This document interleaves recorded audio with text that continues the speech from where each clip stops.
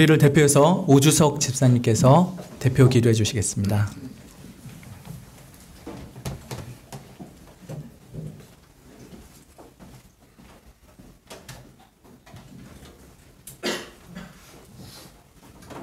전능하신 하나님 아버지, 오늘도 주님의 이름 안에 모여 이 예배의 자리를 허락해 주심에 깊은 감사를 드립니다. 우리의 발걸음과 마음을 이끄셔서 주님의 은혜와 사랑을 다시금 경험할 수 있도록 초대해 주심에 참으로 감사드립니다. 주님, 세상의 유혹과 혼란 속에서도 저희가 이 자리에 모여 주님을 바라보고 의지할 수 있는 축복을 허락하여 주시니 고맙습니다. 주님, 저의 마음과 영혼이 세상의 죄악과 무거움으로 인해 상처받고 지쳤습니다. 그러나 주님의 거룩하신 손길이 언제나 저희를 감싸주시고 상처난 마음에 치유의 손길을 더해주심을 믿습니다. 저희의 연약함과 불완전함을 주님 앞에 고백하며 그 자비와 은혜로 저희를 새롭게 하여 주시옵소서. 주님의 품 안에서 다시금 새 힘을 얻고 주님께서 주신 소명을 충실히 감당할 수 있는 자들이 되게 하여 주시옵소서. 저희의 삶 속에 이미 심겨진 주님의 말씀과 사랑이 자라나도록 인도하여 주시고 그 열매가 다른 이들에게도 전달되어 주님의 나라가 더욱 확장될 수 있도록 도와주시옵소서. 우리의 매일의 삶이 주님의 빛과 소망을 반영하는 거울이 되게 하시고 저의 말과 행동이 주님의 영광을 드러내는 증거가 되게 하여 주옵소서. 오늘 이 자리에 모인 모든 성도들이 주님의 빛으로 충만하게 하시고 그 빛을 통해 우리의 가정, 이웃, 그리고 세상이 변화될 수 있도록 하여 주시옵소서. 주님, 저희가 세상의 욕심과 허망함 속에서 벗어나 오직 주님만을 의지하며 사는 자들이 되길 원합니다. 우리의 마음을 세상의 걱정과 염려로부터 자유케 하시고 오직 주님만을 바라보는 신실한 믿음이 자리 잡게 하여 주시옵소서.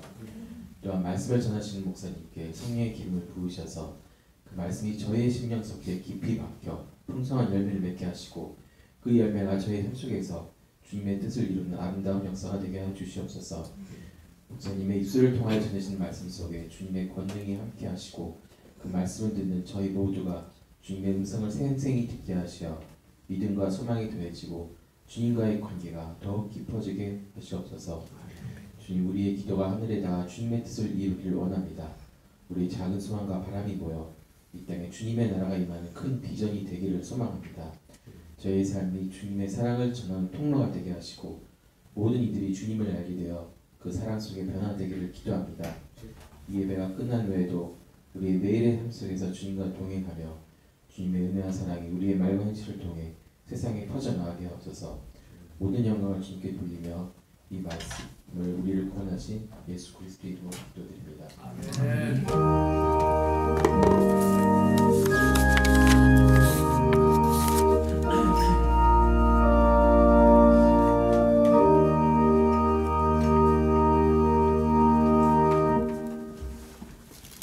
네, 오늘 함께 나눌 말씀은 요한 1서 4장 말씀입니다.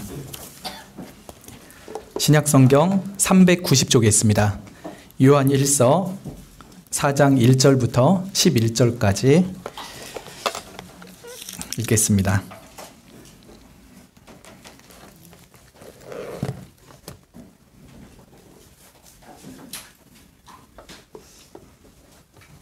사장 1절부터 11절까지 한 절씩 교독하시고 마지막 절 함께 읽겠습니다. 사랑하는 자들아, 영을 다 믿지 말고 오직 영들이 하나님께 속하였나 시험하라. 많은 거짓 선지자가 세상에 나왔음이니라.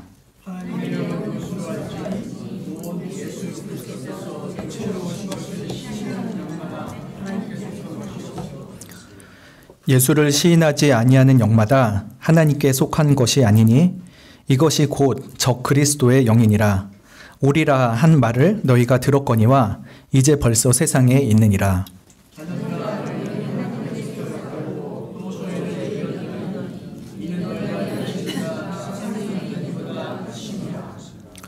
저희는 세상에 속한 고로 세상에 속한 말을 하매 세상이 저희 말을 듣느니라.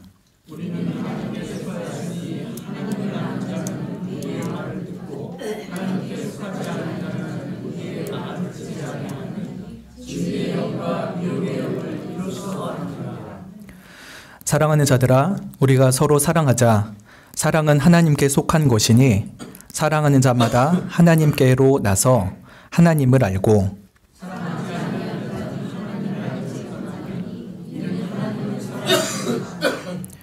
하나님의 사랑이 우리에게 이렇게 나타난 바 되었으니 하나님이 자기의 독생자를 세상에 보내심은 저로 말미암아 우리를 살리려 하심이니라.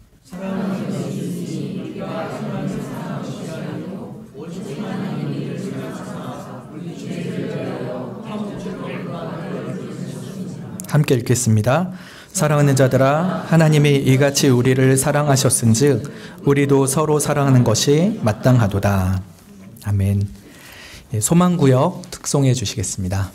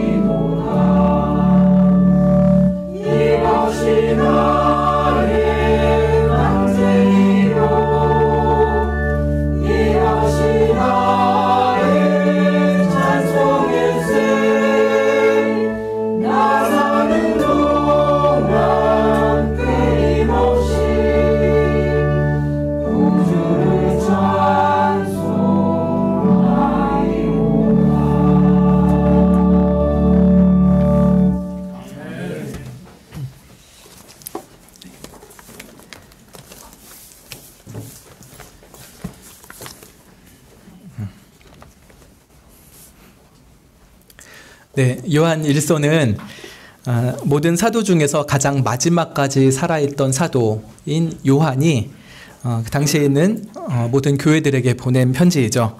이 사도 요한의 별명이 뭔지 아십니까? 예, 사랑의 사도라고 합니다. 사랑의 사도. 뭐 자칭하는 건 아닐 거고 다른 사람이 그렇게 불러준 거겠죠. 왜 그런가 생각을 해보면요. 이 사도 요한은 예수님에게 사랑을 굉장히 많이 받았다는 것을 스스로 느낀 사람입니다. 그래서 요한복음에 보면은 사도 요한이 자기에 대해서 묘사를 할 때 뭐라고 하냐면 예수께서 사랑하시는 제자라고 해요. 12제자가 있는데 꼭 자기를 표현할 때는 예수께서 사랑하시는 제자라고 합니다. 이런 게 요한복음에서 적어도 3번 정도는 보입니다. 그러면 다른 제자들이 이 표현 읽으면요, 야, 너만 사랑받았냐?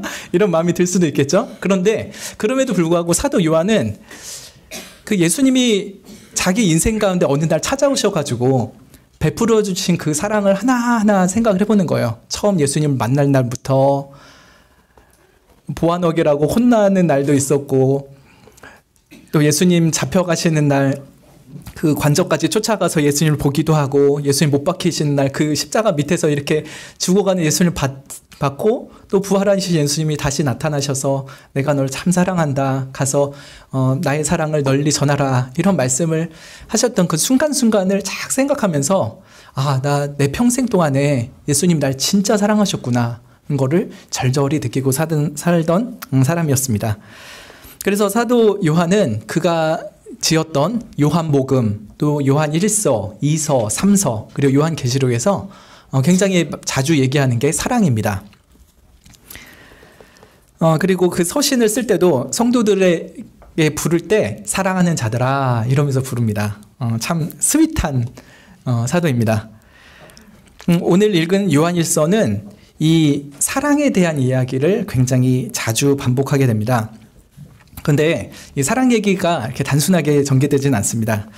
이 요한일서에는 크게 두 가지 중요한 축이 있는데요. 한 가지는 우리가 믿어야 될 중요한 교리가 무엇인가를 알려줍니다. 그것은 바로 예수 그리스도가 근본 하나님이셨으나 우리 가운데 인간으로 오신 분이다라고 하는 것입니다. 그래서 요한복음의 중요한 한 축은 예수님의 성육신이 참 진실이다라고 하는 것을 가르친 교리입니다. 요한일서의 또 다른 중요한 축은 우리가 행해야 될 윤리입니다. 그것은 바로 우리가 하나님의 계명대로 서로 사랑해야 된다라고 하는 것이죠. 그래서 한쪽에는 성육신 교리, 한쪽에는 사랑의 윤리, 이 두 가지 기둥을 가지고 요한일서가 이루어지게 됩니다. 먼저 교리 부분을 보면요, 기독교 신앙의 핵심은 예수 그리스도를 믿음으로 말미암아 구원을 받자라고 하는 것이잖아요. 근데 요한 사도가 여기서 말하는 예수 그리스도의 성육신은 이 우리의 구원에 있어서 매우 중요한 사안입니다. 초대교회 때부터 예수님의 정체에 대해서 많은 논란이 있었습니다. 예수님이 신인가? 예수님이 인간인가? 신인 동시에 인간인가? 이걸 가지고 치열한 신학적인 논쟁이 많았습니다. 여러분은 어떻게 생각하십니까? 예수님은 신입니까?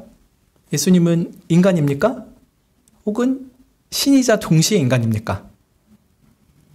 보통은 세 번째로 대답을 하시겠지만요, 제가 몇 달 전에 청년들한테 물어봤을 때는요, 좀 분분했어요. 예.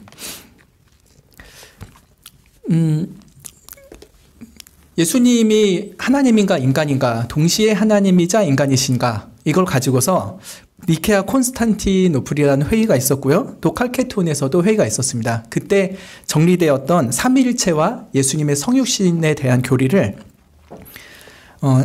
고백한 것이 이후에 우리 모든 교회의 정통적인 가르침이 되었습니다. 답부터 말씀드리면 예수님은 하나님이시나 우리 인간이 되어 오신 분이다라고 하는 것입니다. 이것이 성경에서 하나님께서 계시하신 가장 정확한 진리입니다. 근데 이후에도요, 예수님의 신성과 인성에 대해서 이단들이 끊임없이 나타났습니다. 그리고 요새도 이 예수님에 대한 왜곡된 주장은 계속되고 있습니다. 완전 최근은 아니지만 여러분 알버트 슈바이처라는 사람 아시죠? 예, 독일 출신이고 신학자이자 목사입니다. 그리고 뒤늦게 의학을 공부해가지고 의사가 돼가지고 아프리카에 가서 살았죠. 그래서 되게 유명한 신학자이기도 하고 밀림의 성자라고 불릴 정도로 아프리카에 있는 사람들 위해서 헌신한 사람이죠. 근데 이 알버트 슈바이처, 저 어렸을 때 유인전서 읽었던 기억이 나요. 자세한 내용은 기억이 안 나는데 슈바이처가 참 훌륭한 의사였구나는 기억이 납니다. 근데 이 슈바이처가 예수님에 대해서 가르치는 목사이기도 하고 선교사이기도 했잖아요. 근데 이 사람이 얘기했던 것 중에 하나가 역사적 예수라고 하는 것입니다. 이게 뭐냐면요, 이름만 들으면 괜찮아 보이죠. 근데 역사적 예수 논쟁이 있는데 뭐냐면 성경 속에서의 예수님은 너무 신화화되어 있다. 그래서 그런 예수님의 신화화된 것들 다 걷어버리고 1세기 팔레스타인 나사렛에서 살던 그 청년 예수의 모습을 다시 재구성해보자라고 하는 것이에요. 그러니까 예수님이 사실은 신의 아들도 아니었고 기적을 일으킨 것도 아니고 그가 세례받았을 때 성령이 임한 것도 아니고 그냥 그때 있었던 진짜 순수한 역사적 예수가 어떤 모습인지를 좀 보자라고 하는 식입니다. 그래서 결국은 성경 속에서 말한 예수님은 아니다 라는 식으로 얘기한 게 알버트 슈바이처입니다. 그리고 예수는 결국 자기의 삶에 있어서는 실패했다 라고 말하죠. 이쯤 되면 위인전에 넣어야 될지 빼야 될지 생각이 들죠. 우리 기독교인 입장에서는. 예, 그만큼 예수님의 신성과 인성에 대한 것은 여전히 난제입니다. 그럼에도 불구하고 이 예수님이 성육신하셨다라고 하는 가르침은 초대교회 이 사도 요한에게도 그렇고 지금 우리 현대교회 성도들에게도 가장 중요한 교리입니다. 그리고 기독교 교리의 핵심이 가장 중요한 핵심이 예수님의 성육신이라고 한다면은 기독교 윤리의 가장 핵심은 무엇입니까? 바로 사랑입니다. 첫째째는 계명은 몸과 마음과 뜻을 다해서 하나님을 사랑하라라고 하는 것이죠. 그리고 두 번째는 마치 첫째만큼이나 중요한 것이니 너희 이웃을 내 몸과 같이 사랑하라라고 하셨습니다. 이것이 온 율법과 선지자의 강령이라고 예수님께서 친히 요약하신 것처럼 우리 기독교 윤리에 있어서 가장 중요한 것은 하나님의 사랑으로 말미암 하나님에 대한 사랑과 이웃에 대한 사랑이죠. 사도 요한은 이 성육신의 교리 그리고 서로 사랑하라는 윤리 이 두 가지를 요한복음에서 계속해서 반복해서 가르칩니다. 오늘 읽은 본문 4장 말고요. 1장 1절을 보시면요. 보통 그 당시에 서신서랑은 굉장히 형식이 다른 걸 알 수 있습니다. 여러분 사도 바울이 쓴 여러 편지들은요. 나는 이런 사도인데 누구누구 교회에게 편지하고 하나님의 은혜와 평강이 있길 원하노라 이런 인사말로 시작하잖아요. 근데 요한일서는요. 그 당시의 편지 형식에서 굉장히 벗어난 파격적인 형식입니다. 근데 그 핵심이 뭐냐면 예수님의 성육신에 대한 말씀부터 딱 선포하고 가는 거예요. 자, 1장 1절 2절 보시면요. 태초부터 있는 생명의 말씀에 관하여는 이라고 하죠. 그래서 사도 요한이 지금 말하려고 하는 것은 태초부터 있었던 생명의 말씀에 대해서 말할 거다라고 하면서 주제를 먼저 던집니다. 그런데 이 태초부터 있는 생명의 말씀은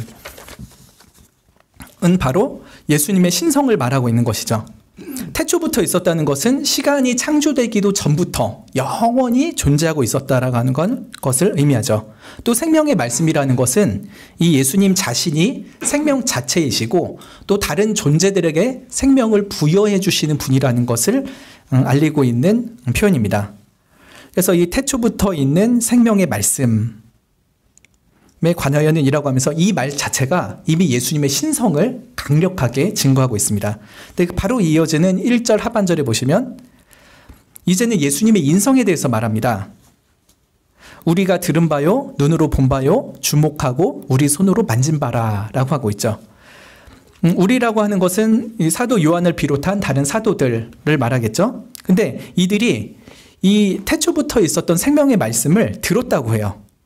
사도들은 집에서 혹은 길거리에서 또 산과 들판에서 아름다운 갈릴리 해변 그리고 배 위에서 예수님의 말씀을 그 목소리를 똑똑히 들었던 사람들이라는 것을 알리는 것이죠.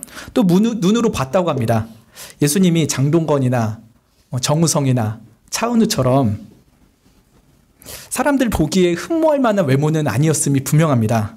그렇지만 그 은혜와 진리가 충만하신 독생자의 영광을 이 사도들은 매 순간 봤던 것이에요. 주목하였다고 하죠. 더욱 자세히 봤습니다. 정말 죽으셨다는 것을 봤고요. 정말 살아났다는 것을 똑똑히 보았습니다. 그리고 우리 손으로 만진 바 됐다고 했죠. 살아 계실 때도 만졌지만 예수님이 부활하신 후에도 그 예수님을 만졌을 수도 있겠습니다. 그리고 요한은 예수님의 품에 기대어서 이렇게 누웠다고 했잖아요. 제 생각에는 그 당시 남자들이 그렇게 스킨십을 서로 강렬하게 안 했을 것 같거든요. 근데 예수님의 품에 안겼다고 하면은 정말 그 여러 제자들 중에 가장 예수님과 진한 스킨십을 했던 것으로 보입니다. 그러니 이 사도 요한은 예수님이 태초부터 계셨던 하나님의 말씀인데 어느 날 우리의 삶 가운데 쑥 들어오셔서 우리는 그의 목소리를 들었고 그의 얼굴을 보았고 그를 만졌어요 라고 증언하고 있는 것이다. 참 신이신 예수님이 참 인간이 되어서 우리 가운데 오셨다는 것을 강조하면서 시작이 됩니다. 그리고 2절 상반절 보시면 이 생명이신 그리스도께서 인간의 모습으로 나타나셨다는 것을 다시 강조하죠.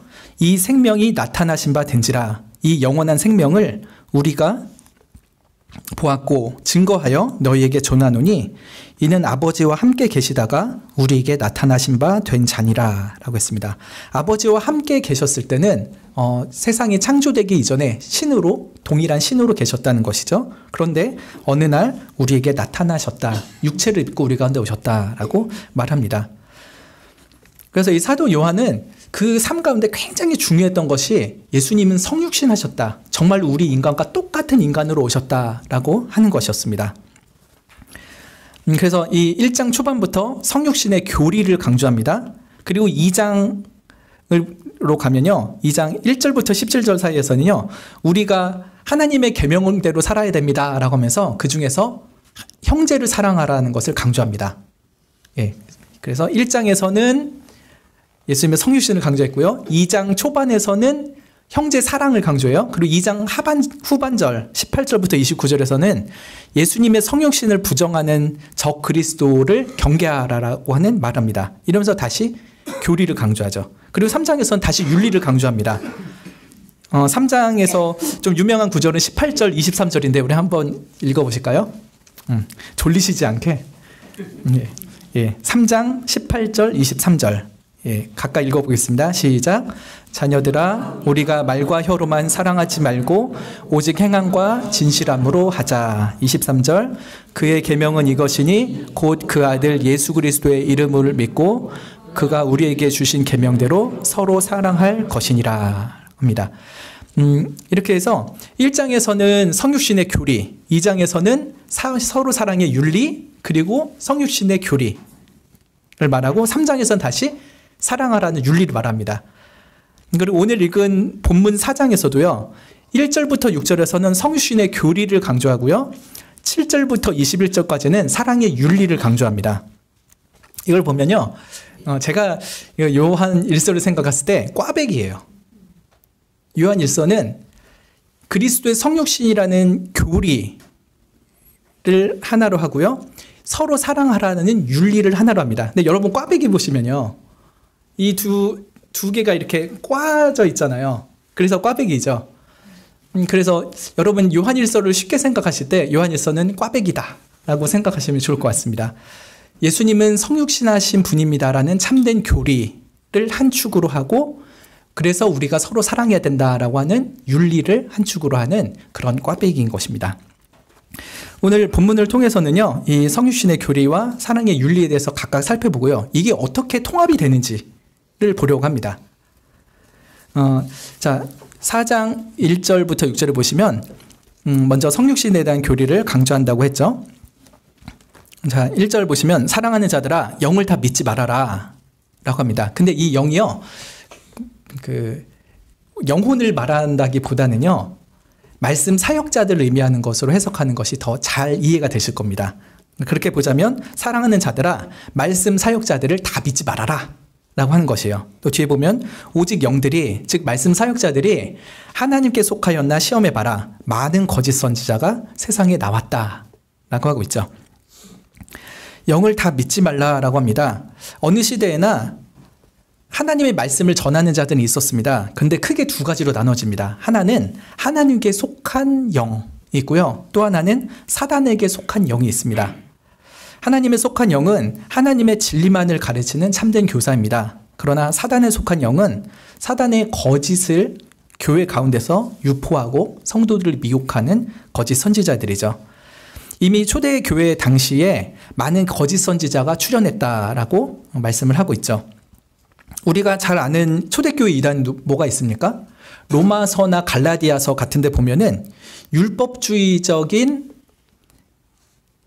구원관을 가르치는 사람이 있습니다. 율법을 잘 가르쳐야 구원받는다라고 하는 식으로 구원론적인 이단들이 많이 등장을 하죠. 근데 오늘 읽은 요한 1서 또 요한 2서에서는 그리스도에 대한 기독론적인 이단들이 등장합니다. 정확히 말하면 영지주의적인 이단입니다. 그것이 어떤 건지는 좀 이따 더 설명을 하겠습니다. 2절에서 보면은 하나님의 영은 이것으로 안다라고 하면서 진짜 참된 말씀의 사역자가 무엇을 가르치는 것인지를 말합니다.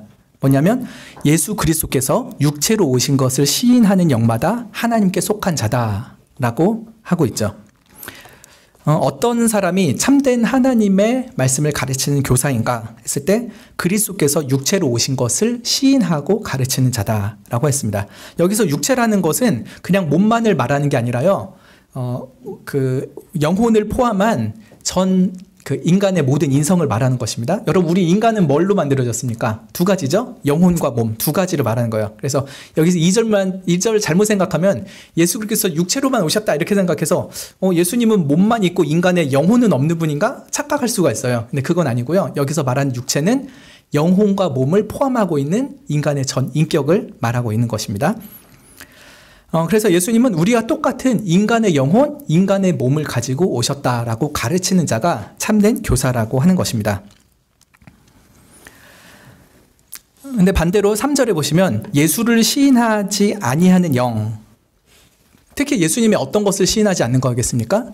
예수님이 육체로 오신 하나님이다라고 하는 것을 시인하지 않는 것이죠. 그런 영마다 하나님께 속한 자가 아니라라고 합니다. 그럼 하나님께 속하지 않았으면 어디에 속한 자입니까? 바로 마귀에게 속한 자입니다. 그리고 이런 자들을 적 그리스도의 영이라고 하였습니다. 우리가 정말 생각하면 적 그리스도가 나타난다, 막 666 이런 거 조심하고 그러라 했죠. 근데 적 그리스도는 이미 초대교회 때부터 있었던 것이에요. 적 그리스도를 대적하는 자인데 그리스도를 가르친 척하지만 사실은 잘못된 그리스도를 가르치는 자들이 적 그리스도입니다. 그들이 이미 있었다라고 성경에서 분명히 가르치고 있습니다. 그래서 3절 하반절에 오리라, 적그리스도가 오리라라고 했던 말을 너희가 들었었는데 이미 벌써 세상에 왔다라고 합니다. 그리고 그런 적그리스도들이 이 세상에서 활동을 한 지 벌써 2000년이 넘고 있는 것이죠. 그래서 예수를 시인하지 않은 영은 적그리스도의 영입니다. 그래서 예수님의 참된 인성에 대한 것을 부정하고요. 성육신의 교리를 부정하는 자입니다. 요한일서 2장 18절에 보시면요. 또 이 적그리스도에 대한 묘사가 있거든요. 한번 찾아보실까요? 요한일서 2장 18절. 같이 읽어보겠습니다. 시작. 아이들아, 이것이 마지막 때라. 적그리스도가 이르겠다 함을 너희가 들은 것과 같이 지금도 많은 적그리스도가 일어났으니 이러므로 마지막... 네. 그리고 요한일서 2장 22절 23절도 읽어보겠습니다. 시작. 거짓말하는 자가 누구뇨? 예수께서 그리스도이심을 부인하는 자가 아니뇨? 아버지와 아들을 부인하는 그가 적 그리스도니 아들을 부인하는 자에게는 또한 아버지가 없으되 아들을 시인하는 자에게는 아버지도 있느니라. 예. 2000년 전에 있었던 그 예수라는 청년이 바로 하나님이신데 인간으로 오신 그분이라는 것을 부인하는 자가 바로 적 그리스도다라고 말씀하죠. 그리고 아들 예수님을 부정하는 자는 아버지 하나님도 부정하는 자라고 했습니다. 그럼 여러분 지금 유대교인들이요, 좀 굉장히 달리 생각되지 않습니까? 아들을 부정하는 자는 아버지도 부정하는 자다.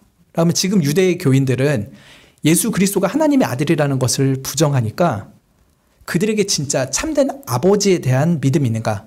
구약에 나타난 아브라함의 하나님, 이삭의 하나님, 야곱의 하나님을 제대로 믿고 있는 건가? 구약 성경이라도 제대로 믿고 있는 건가? 라고 하는 것에 대한 굉장히 깊은 의심을 할 수가 있는 지점입니다. 이 당시에 이런 일이 일어났던 것은 시대적 배경이 있습니다. 당시에 영지주의적인 이단들이 많이 있었던 탓인데요. 헬라 철학자 중에 플라톤이라고 있죠. 그 플라톤의 사상과 여러 당시의 종교적 신비주의가 섞여가지고요, 영지주의라는 것이 만들어졌습니다. 영적인 것은 다 선하고 물질적인 것은 악하다라고 하는 것이죠. 여러분, 물질은 악합니까? 여러분 몸은 악합니까? 선합니까?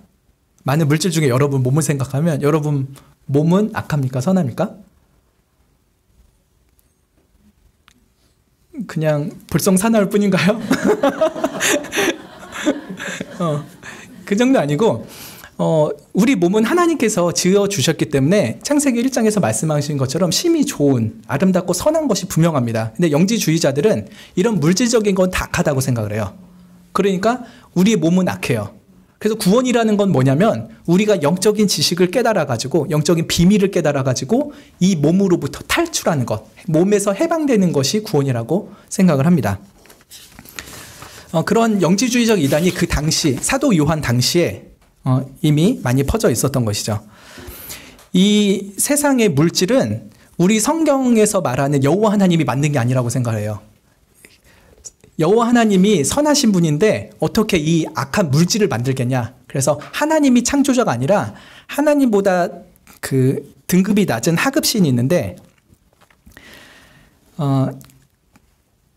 데미우르지라고 하는 그 하급신이 데미우르지 이름도 웃기죠. 데미우르지가 하급신인데 이 악한 물질 세계를 만들었다고 생각하는 거예요. 그러니까 우리의 몸은 창조주 하나님이 만든 게 아니라 데미우르지라는 신이 만든 몸인 거고 이건 악해요. 그래서 우리는 여기서 빨리 해방되어야 구원을 받는다라고 생각하는 것이 있죠. 그럼 몸을 부정하는 거고요. 영혼만 중시하는 거죠. 근데 기독교 신앙은 전혀 이러지가 않습니다. 하나님께서는 우리의 영혼도 아름답게 만드시고 볼성산한 우리 몸도 사실은 너무 아름답게 만드신 거예요.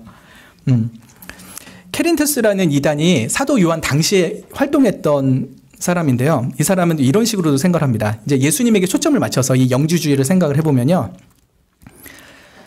그리스도는 영이세요. 그리고 악한 육체는 원래 가지고 있지 않았어요. 그리고 가져서도 안 돼요. 그리스도라면. 그런데 그 당시에 그 나사렛에 예수라는 청년이 뚫레뚫레 돌아다니고 있어요. 근데 이 그리스도의 영이 그 청년의 몸에 들어간 거예요. 그 요새 생각하면 그 젊은이들 보면 빙의 된다고 하잖아요. 어떤 사람의 몸에 귀신이 확 들어가고 빙의한다고 그러잖아요. 마치 그런 것처럼 예수라는 청년의 몸에 그리스도라는 영이 쑥 들어간 거예요. 그래가지고 3년 동안 그 몸속에서 이런저런 말도 하고 기적도 하고 했어요. 그런데 그 예수라는 청년이 십자가에 매달려 죽임을 당하게 됐죠. 그 순간 예수란 청년의 몸뚱이는 십자가에 매달린 거고 그리스도의 영은 쏙 빠져나갔다고 생각을 해요. 그런 식으로 생각을 하면서 그래서 인간 예수는 죽었지만 그리스도는 죽은 적이 없다. 이런 식으로 가르치는 것입니다. 미혹하는 자가 세상에 이미 많이 있었고 예수 그리스도께서 육체로 임하심을 부인하는 자들이 그 당시에 많았고 실제로 그 초대교회에 많은 악한 영향을 끼쳤던 것으로 보입니다. 그래서 요한 1서, 2서 계속 말하는 게 영지주의적 이단을 경계하라라고 하는 것입니다. 핵심은 그리스도의 성육신하심이 진정한 진리이다라고 하는 걸 가르치는 것이죠. 그래서 영들을 분별하는 이 중요한 시금석은요. 그자가 예수 그리스도의 성육신을 바르게 가르치는가 그렇지 않는가에 달려 있습니다. 5절 보시면요. 우리 다시 그 4장 5절 보시면요. 저희는 세상에 속한 거로 세상에 속한 말을 하매 세상이 저희 말을 듣느니라 라고 했습니다. 여기서 저희가 누구겠습니까? 저 그리스도의 영, 미혹의 영입니다. 이 거짓 교사들이 이 5절에 있는 저희예요. 그들은 세상에 속한 자입니다. 하나님이 아니라 사단에 속한 자예요. 그래서 세상에 속한 말을 해서 세상 사람들이 그 적그리스도의 말을 듣는다라고 했습니다. 그러나 6절에 반면에 우리는 하나님께 속하였으니 하나님을 아는 자는 우리의 말을 듣고 하나님께 속하지 아니하는 자는 우리의 말을 듣지 않는다라고 했습니다. 6절에서 말하는 우리는 누구겠습니까? 하나님의 영, 즉 진리를 가르치는 참된 사도와 교사들이죠. 이들은 하나님께 속하여 있어서 하나님을 아는 자들은 우리의 말을 듣는다. 바른 가르침을 따른다라고 했습니다.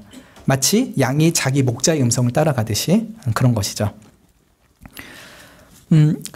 그래서 1절부터 6절에서는 그리스도의 성육신이 참 진리이다. 이것을 부정하는 자는 다 거짓이다라고 하는 것을 분명히 가르칩니다. 여기까지는 참된 참된 교리를 말한 것이에요. 근데 7절과 8절 보시면요. 갑자기 서로 사랑하자 이 얘기를 합니다. 사도 요한이 주제를 전환할 때마다 꼭 하는 말이 사랑하는 자들아거든요. 7절 보세요. 처음에 시작할 때 사랑하는 자들아 라고 시작이 되죠. 그러면서 하는 말이 우리가 서로 사랑하자 라고 합니다. 사랑은 하나님께 속한 것이니 사랑하는 자마다 하나님께로 나서 하나님을 안다. 또 8절에 사랑하지 않는 사람은 하나님을 알지 못하나니 이는 하나님은 사랑이심이라 했죠. 예수님의 성육신 진리를 가르치나 말고 갑자기 우리 서로 사랑합시다 이 얘기하니까 너무 갑작스러운 주제 변환처럼 여겨집니다. 아무튼 그걸 감안하고 보면은 우리가 서로 사랑하자라고 하면서 이런 사랑이라는 것은 하나님께 속했다라고 가르칩니다. 그리고 사랑하는 사람은 사랑하는 자라면 누구든지 하나님께로부터 태어나서 하나님을 아는 자라라고 했죠. 그리고 만약에 사랑하지 않는 사람은 하나님을 알지 못하는 자다라고 말합니다. 여러분 좀 궁금한 여기서 좀 질문이 생기지 않습니까? 세상 사람들 대부분 사랑하고 살잖아요. 그죠? 적어도 자기 부모를 사랑하고 연인을 사랑하고 자식을 사랑하죠. 세상의 모든 사람을 사랑하진 않아도 적어도 자기 근처에 있는 사람들은 사랑합니다. 근데 마치 이 7절, 8절을 보면은 하나님을 믿지도 않으면서 불신자인데 누구를 사랑하고 연애하는 모든 사람이라도 다 하나님을 안다는 것처럼 여겨지기도 하잖아요.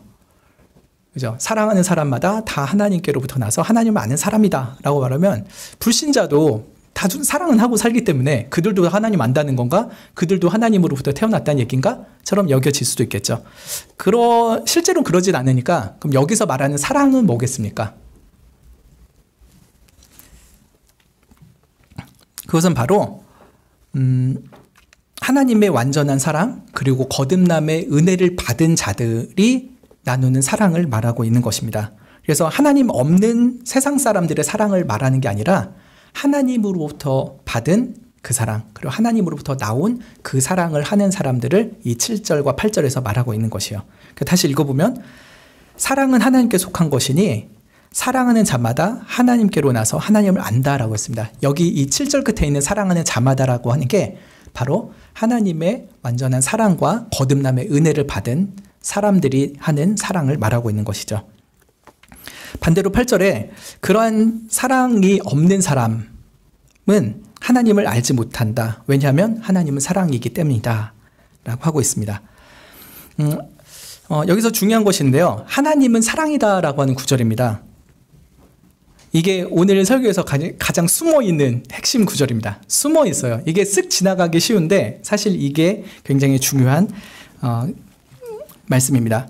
하나님의 속성은 뭐가 있습니까, 여러분? 하나님은 이런 분이다, 이런 분이다 이렇게 여러 가지로 말할 수 있잖아요. 하나님은 지혜로운 분이시다, 또 전능하시다, 선하시다, 의로우시다, 복되시다 이런 것들이 많이 있죠. 근데 그 중에서 이 본문에서는 하나님은 사랑이시다라고 말씀을 하고 있습니다. 하나님은 사랑을 가지셨다 정도로 표현할 수 있는 분이 아닙니다.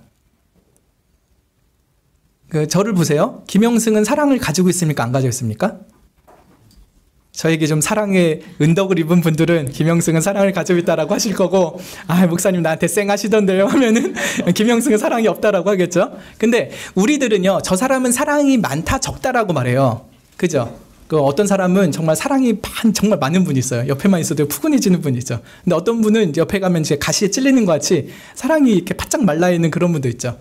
어쨌든 우리 사람에 대해서는 저 사람은 사랑이 많다, 적다 이 정도로 표현을 합니다. 근데 하나님은 뭐라고 표현합니까? 하나님은 사랑이 많다? 하나님은 사랑을 가지고 있다 정도로 안 하고요. 뭐라고요? 하나님은 사랑이시다라고요. 그래서 God do love 정도가 아니라 God is love 하는 거예요. 하나님은 그 본질 자체가 사랑이시라라고 하는 것이죠. 어쩔 때는 사랑하시고 어쩔 때는 사랑 안 하시고 게 아니라 하나님 자신이 사랑 자체셔서 사랑하지 않을 수 없는 그런 분이시라는 것을 이 말씀이 하고 있는 것입니다. 근데 9절에 보시면 이 하나님이 사랑이라고 하는 게 우리한테 잘 감이 안 오니까 하나님이 진짜 사랑이라는 걸 구체적인 사건을 통해서 보여줍니다. 무엇입니까? 9절 같이 읽어보겠습니다. 하나님의 사랑이 우리에게 이렇게 나타난 바 되었으니 하나님이 자기의 독생자를 세상에 보내심은 저로 말미암아 우리를 살리려 하심이니라. 하나님이 사랑이라고 해도 우리한테 잘 느낌이 안 오잖아요. 그래서 구체적인 신뢰를 말씀하시되 자기 외아들을 세상에 보내신 것이라 라고 했습니다. 2000년 전에 하나님이셨던 예수님이 우리와 똑같은 인간으로 오신 것이 하나님의 사랑을 우리에게 정확히 보여주는 증거라고 하는 것이죠. 하나님께서 자기 외아들을 아낌없이 주신 이유는 택하신 백성들을 구원하시기 위함입니다. 그런데 이 택하신 백성들의 영적인 상태가 어떻습니까? 여러분의 영적인 상태는 어떻습니까? 우리를 창조하신 하나님의 사랑을 새까맣게 까먹고요. 참 배은망덕하게 살아갑니다. 우리를 위해서 이 가을 하늘에 아름다운 구름도 주시고 그 위에 찬란한 햇빛도 주시고 또 마실 물도 주시고 탄탄한 대지를 주셨죠. 이런 일상에 필요한 모든 것들을 채워주신 하나님을 우린 잊고 삽니다. 하나님을 대적하고 이웃을 미워하면서 사는 것이 우리의 영적인 상태이죠. 온갖 악한 계획, 우상 숭배, 음란과 폭력, 거짓과 시기, 또 누군가를 질투하고 원망하고 불평하며 사는 것이 우리의 처지입니다. 어떻게 보면 참 곰팡이 나는 인생이고요. 그 썩은 음식 냄새 같은 것이 바로 우리의 영혼인 것이죠. 그런데 이러한 우리들을 하나님께서 사랑하셨다라고 하는 것으로 보여주신 것이 바로 예수님을 보내주신 것입니다. 우리는 한 번이라도 먼저 하나님을 사랑해 본 적이 없습니다. 태어나면서부터 하나님께 주먹을 휘두르던 자들이죠. 또한 1초라도 이웃을 진심으로 사랑한 적이 있는가 하는 생각이 드는 것이 우리입니다. 혹시 옆에 배우자가 있으시면 내가 이 배우자를 1초라도 진심으로 정말 순수한 100%의 사랑으로 사랑한 적이 있는가 한번 생각해 보실까요? 어떠세요? 혹 배우자 말고 다른 사랑하는 사람이 있다면은 생각해 보시죠. 제가 지난주에 재밌는 얘기 들었는데 우리 교회 성모 집사님이 계신데 남편 고모 집사님의 뺨을 이렇게 만지면 아유 귀여워 그렇다고 하셨다는 거예요. 50이 넘는데 이렇게 귀여울 수가 있나? 그랬더니 그 고모 집사님은 너무 해맑게 아이처럼 웃으셨다고 하더라고요. 얼굴이 빨개지신 두 분이 보이신데 그때는 정말 그 순수한 사랑이었을 것 같아요. 네, 1초라도. 근데 그런 사랑이 1초, 2초, 10초 정도는 가능할 것 같은데 10분이라도 갈까요? 1시간 동안 이 사람을 정말 순수하게 사랑할 수 있는가? 우리가 누군가를 내 몸과 같이 사랑한다라고 할 때요. 잠깐은 좀 그런 감정이 들 수 있긴 하지만요. 정말 너무 어려운 것 같아요. 심지어 자식이요. 눈에 넣어도 아프지 않을 것 같은 자식 아니잖아요. 눈에 넣으면 얼마나 아파요. 진짜 넣을 수 없어요. 생각만 해도 너무 막 피가 나는 것 같아서 할 수 없어요. 내 자식이 아무리 사랑스럽다 하더라도요. 자식이 대들고 험한 말로 대꾸하면은요. 정말 안 사랑하게 되더라고요. 네, 그게 우리의 사랑이에요. 그러니까 하나님을 진심으로 사랑해라, 내 이웃을 내 몸같이 사랑해라 했을 때 우리는 그런 걸 제대로 해본 적이 없어요. 오히려 하나님을 대적하고 정말 사랑해야 될 가족, 내 이웃까지도 제대로 1초라도 제대로 된 사랑을 해본 적이 없는 게 우리의 영적 상태입니다. 그런데 이런 우리들을 위해서 예수님을 이 땅 가운데 오신 것입니다. 하나님께서 가장 사랑하는 그 아들을 우리에게 보내주신 이유는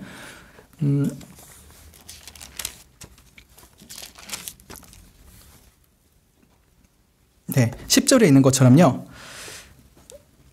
하반절에 오직 하나님이 우리를 사랑하사 우리 죄를 위하여 화목제로 그 아들을 보내셨음이라 라고 했습니다. 하나님이 왜 예수님을 보내주셨을까? 착하게 모든 율법을 완전히 잘 살고 있는 우리들 칭찬해 주러 오시고 자 이제 너희들 잘 살았다 천국에 가자 라고 하면서 오신 게 아니라는 거예요.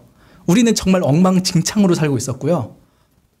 정말 죄악의 곰팡이가 가득 핀 더러운 인생을 살고 있었습니다. 그 가운데 의롭고 거룩하신 하나님이 우리와 똑같은 인간으로 내려오신 것입니다.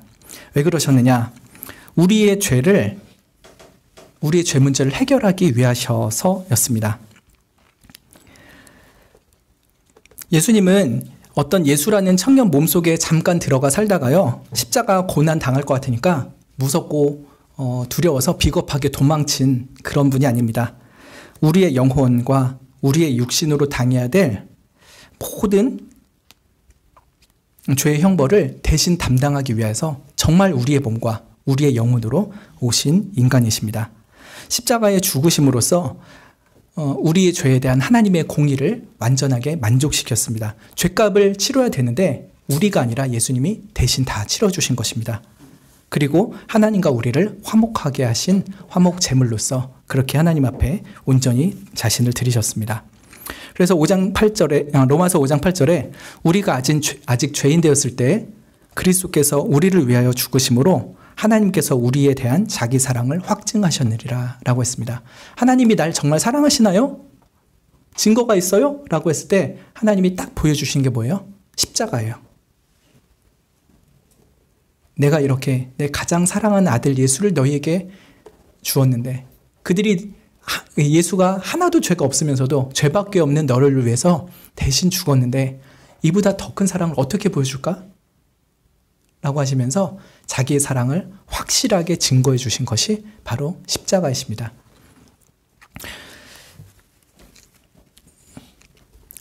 이제 4장 1절부터 6절에 있었던 성육신의 교리, 그리고 7절부터 10절에 있었던 형제 사랑에 대한 교리가 어떻게 연결되는지를 보려고 합니다. 여러분, 예수님의 성육신이 실제로 중요한 역사적 사실이다라고 하는 걸 왜 우리가 이렇게 붙잡아야 될까요? 뭐 그러든지 말든지 뭐 그러면 좋기도 하고 아니어도 뭐 별거 있나, 그냥 얼추 예수님 믿다가 천국 가면 되지. 뭐가 그렇게 중요하니까 목사님 왜 이렇게 자꾸 별것도 아닌 거 가지고 초대교회에서부터 그 많은 목사님들이 싸우고 많은 그 피곤하도록 책을 쓰고 서로 디베이트를 합니까? 그렇지만요, 이 성육신의 교리는 정말 중요합니다. 첫 번째로는요, 이게 실제 역사적 사건이어서 중요합니다. 두 번째 더 중요한 것이 있는데, 예수님의 성육신은 우리를 향한 하나님의 사랑의 핵심이기 때문에 그렇습니다.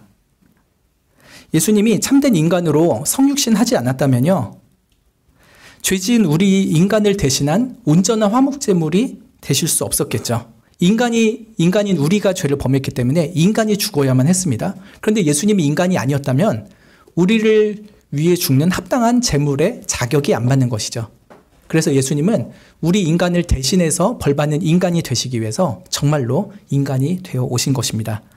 그래서 예수님이 성육신 하셨다는 것은 우리를 구원하시고자 하는 하나님의 사랑을 가장 정확하게 보여주는 핵심적인 사건인 것입니다. 그래서 그게 역사적 사건이다 아니다 보다 더 중요한 것은, 물론 그 역사적 사건이 분명하지만요, 우리 구원의 핵심이 되는 교리 중에 하나가 예수님이 진짜 우리와 똑같은 인간으로 나타나셨다라고 하는 점입니다. 이 성육신의 사건에서 우리는 하나님의 사랑과 구원의 은혜를 깨닫게 되는 것이죠. 7절과 10절에서는 이 성육신에 나타난 하나님의 사랑 때문에 우리가 형제를 사랑해야 된다라는 것을 좀 암시적으로 말씀합니다. 그런데 11절을 같이 읽어볼 텐데요. 이것은 예수님의 성육신 교리와 형제 사랑이라는 윤리가 정확하게 연결되는 지점을 우리에게 가르쳐 줍니다. 같이 11절 읽겠습니다. 사랑하는 자들아, 하나님이 이같이 우리를 사랑하셨은즉 우리도 서로 사랑하는 것이 마땅하도다. 하나님이 이같이 우리를 사랑하셨다라고 했을 때 그 사랑이 무엇이라고요? 그 아들 예수 그리스도를 이 땅 가운데 보내셔서 우리를 위한 화목 제물 삼으셨다라고 하는 것이죠. 그 10절 끝에 있는 그것이 이같이 사랑하셨다라고 하는 것이죠. 그래서 예수님이 성육신하신 이것 때문에 우리가 서로를 사랑하는 것이 마땅하다라고 말하는 것이에요. 네, 이 두 가지의 가장 근본적인 토대는 무엇입니까? 바로 하나님이 사랑이시다라고 하는 것이에요. 하나님이 사랑이셔서 우리를 위해 예수님을 보내주셨습니다. 그리고 예수님이 우리를 대신하여 죽으셨어요. 그래서 그런 하나님의 사랑을 받았으니까 우리가 서로를 사랑하는 것이 마땅하다라고 말하고 있는 것입니다.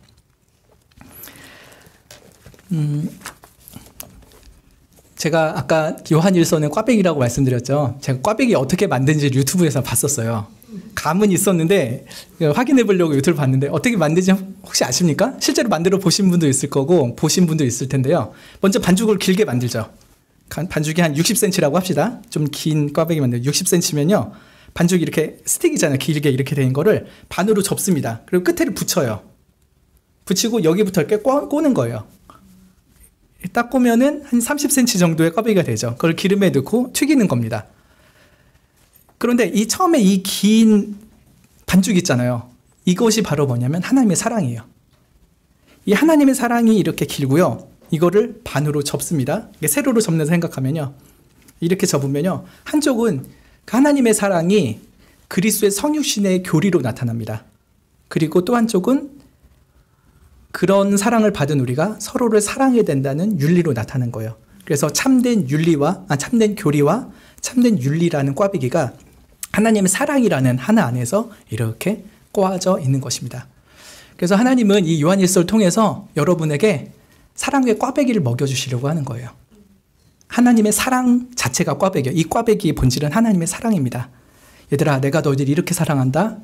근데 그 사랑을 내가 어떻게 나타낸 줄 아니? 자, 꽈배기 한쪽을 봐라. 내가 가장 사랑하는 아들 예수를 너희들을 위한 화목 제물로 주었단다 라고 하는 것이에요. 그리고 너희들이 이 상을 받았으니 너희가 서로 사랑하며 살아라 라고 하는 것이 요한일서의 또 다른 꽈배기의 축인 것입니다. 이것이 그 1장과 2장, 3장에서 계속 번갈아서 나오는 거예요.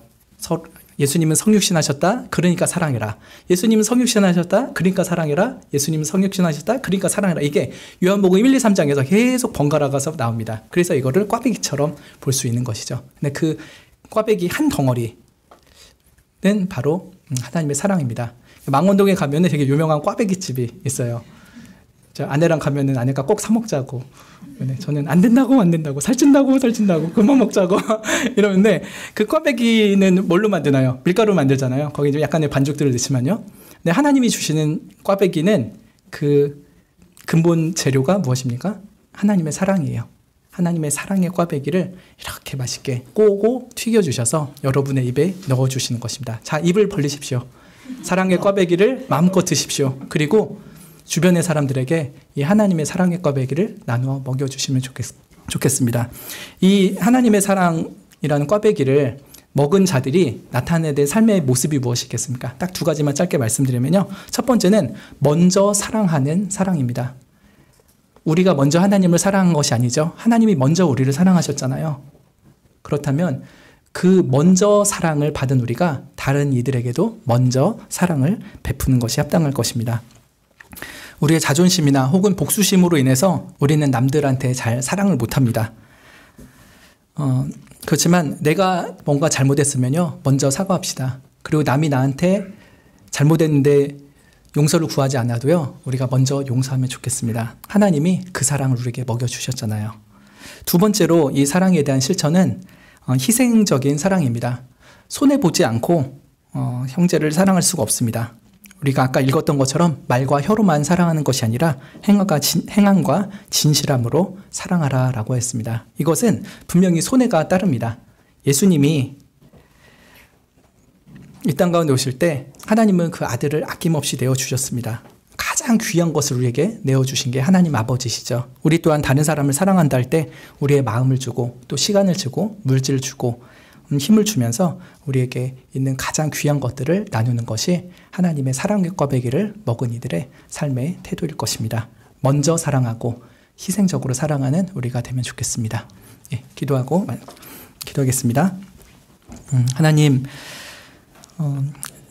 이 땅 가운데 그리스도께서 육체로 오시고 우리를 위한 화목제물이 되셨다는 그 하나님의 사랑을 배웠습니다. 그래서 그 사랑을 받았다면 너희도 서로 사랑하라 라고 당부하고 또 당부하는 말씀을 들었습니다. 우리가 참된 교리를 굳게 붙잡게 하셔서 참된 윤리의 삶, 형제사랑의 삶을 살아갈 수 있도록 은혜를 베풀어 주시옵소서. 오늘도 사랑의 꽈배기를 배불리 먹고 다른 이들에게도 사랑의 꽈배기를 나눌 수 있는 우리가 되게 하여 주시옵소서. 예수님의 이름으로 기도합니다. 아멘. 예, 주님께서 가르쳐 주신 기도를 아뢰므로 오후 예배를 마치겠습니다. 하늘에 계신 우리 아버지여, 이름이 거룩히 여김을 받으시오며 나라의 임하옵시며 뜻이 하늘에서 이룬 것 같이 땅에서도 이루어지이다. 오늘날 우리에게 일용할 양식을 주옵시고 우리가 우리에게 죄 지은 자를 사하여 준 것 같이 우리 죄를 사하여 주옵시고 우리를 시험에 들게 하지 마옵시고 다만 악에서 구하옵소서. 대개 나라와 권세와 영광이 아버지께 영원히 있사옵나이다. 아멘.